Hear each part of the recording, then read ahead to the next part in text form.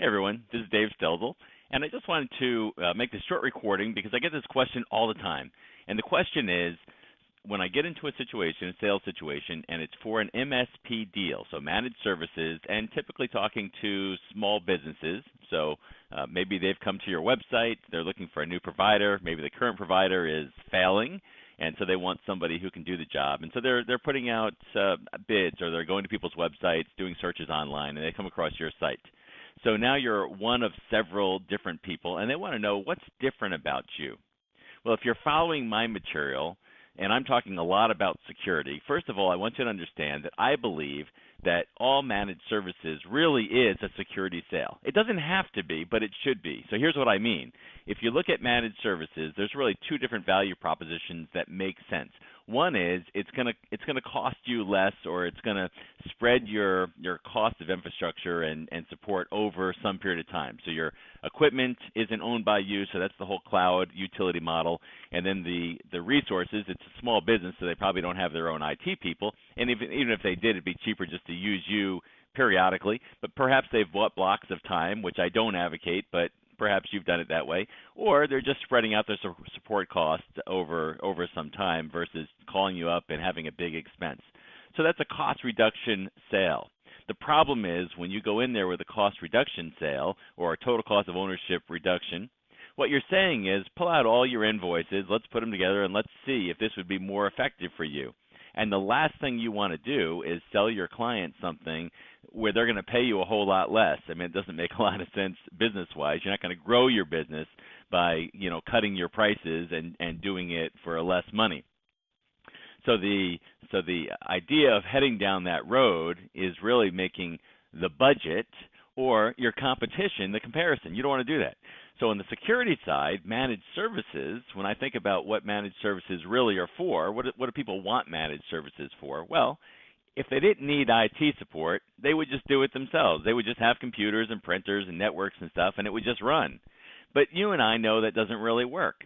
So the idea of keeping things up and running and having the performance there and having somebody on call for maintenance, L1, L2 support, so even if I have a question or something, I've got somebody I can call.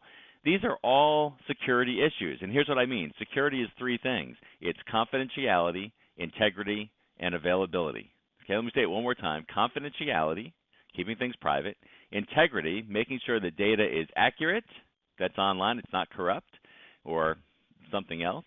And number three, that it's available. So uptime, right? So failover, disaster recovery, all those things fall into that CIA. And you can remember that because the CIA, right, makes you think of security, and the CIA, confidentiality, integrity, availability. So when you think of managed services from that angle, you're not thinking about firewalls and intrusion prevention and antivirus and data leakage and things like that. You're thinking about systems that are up and running, performing, data is available, applications are available, and the people can do their work. That's a security thing. Okay, now let's go to the value proposition. How do we sell that? How do I differentiate? So you might be hearing things like, well, we only do security. Well, okay, there are security boutique companies that only do security, and that's a good play. It really is. However, in the SMB market, it's unlikely that an SMB company, and I'm thinking of companies that are 20 to 50, don't have an IT department. Okay, anybody who's small enough to not really have or be able to afford an IT department falls into that category of needing a managed service type thing.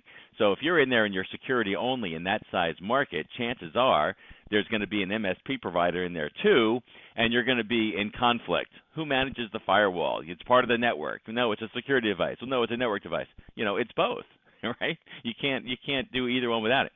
So to be only security in that small business market is tough. You really need to be both. So when you walk in the door and the client says, hey, we're interested in, let's take the first case, managed services, okay, what do? Do you pull out your managed service data sheet, or do you pull out your security data sheet, right? Remember, managed services and security, managed services is security, but if you pull out your data sheet for security, you're going to be talking about firewalls and intrusion prevention, and they're going to be talking about system admin. So here's how I would do the sales call. Okay, so here it is. Get out your pen, notes, or whatever, or watch the video over and over several times. But this does work well. Okay, so I'm in front of the client. They want to know what we do managed service-wise, or that's what they're looking for. They're comparing. We're looking at 5 different companies. We came across your site. We like you. It looks like you do a good job. What do you guys do? Okay, so I understand you're looking for managed services, and we do managed service. We oversee people's IT infrastructure, manage their network systems, and all that kind of stuff. But you know what? There are hundreds of companies in this city that do that. It's kind of a commodity. It's kind of the base thing that everybody does that's in the small business market. But what sets us apart is that we focus on security. And here's why. You see, everything inside the managed service world or the IT services world really is largely a security issue. The things that you want are your systems up and running? Is your data good? The availability, the confidentiality, all those things. Now, if you've got a managed service provider that claims to do security, but they're not really security people, the things that are going to put you out of business are system failures. Do they really understand disaster recovery, or are they just providing backup and recovery? Do they understand business impact analysis?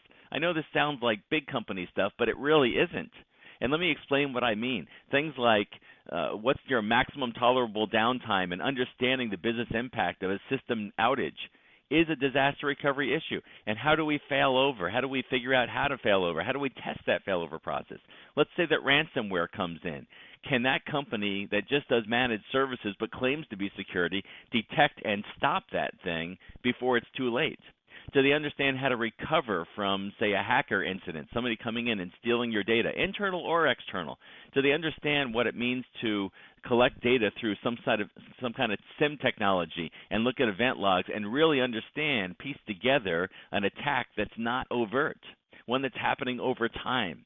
Are they going to recognize the symptoms of traffic that indicates malware, the symptoms that are hidden that often aren't detected for months, up to 14 months on average, according to the FBI? These are all security issues.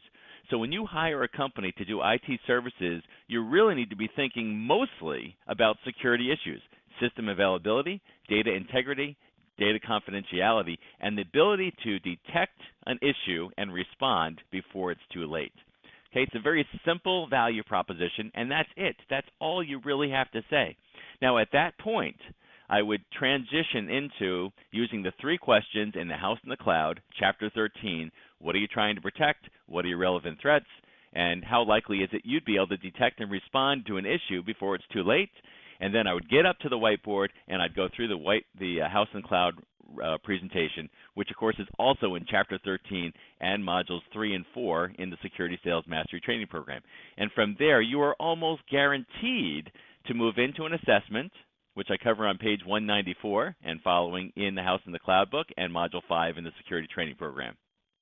And from there, it is pretty much guaranteed that they will sign a contract with you. And guaranteed, I mean probably 60 to 80% if you follow the process that I've laid out in those books. Why?